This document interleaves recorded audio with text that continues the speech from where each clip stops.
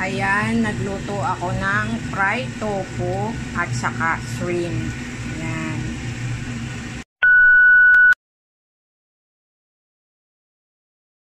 Ayan, una nag-fry ako ng tofu. I-set aside lang. And then, ilagay naman itong shrimp. Ayan. Yan naman yung ipa-fry. Pagkatapos, i-set aside din itong shrimp. Ayan. Together, okay lang. Maglagay ng bawang at sibuyas.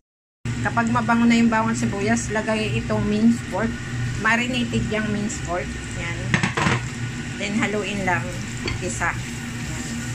Yan. Ang sauce. Cornstarch. Oyster sauce. Yan. Basta lagyan mo ng oyster sauce. Lagyan ng warm water. Yan. Haluin syempre yung matunaw. Yan. Basta haluin ng haluin yan hanggang sa matunaw. Ito naman yung ginigisa. Tuloy-tuloy lang.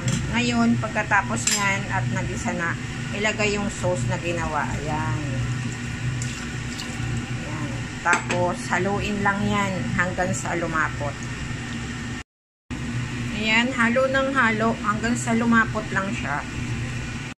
Pag malapot ng ganyan, gawin mo ilagay na itong fry na tofu and shrimp.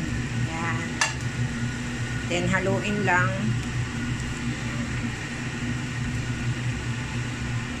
Ayan, haluin lang na haluin. Pakuluan mo ng mga ilang minuto. Ayan. Ayan, after a few minutes, luto na yan. Lalagyan ko ng spring onion. Ayan. And then, okay na yan. Ready na. Ready to serve na yan. So, ngayon, lalagay na dito sa plate. Ayan.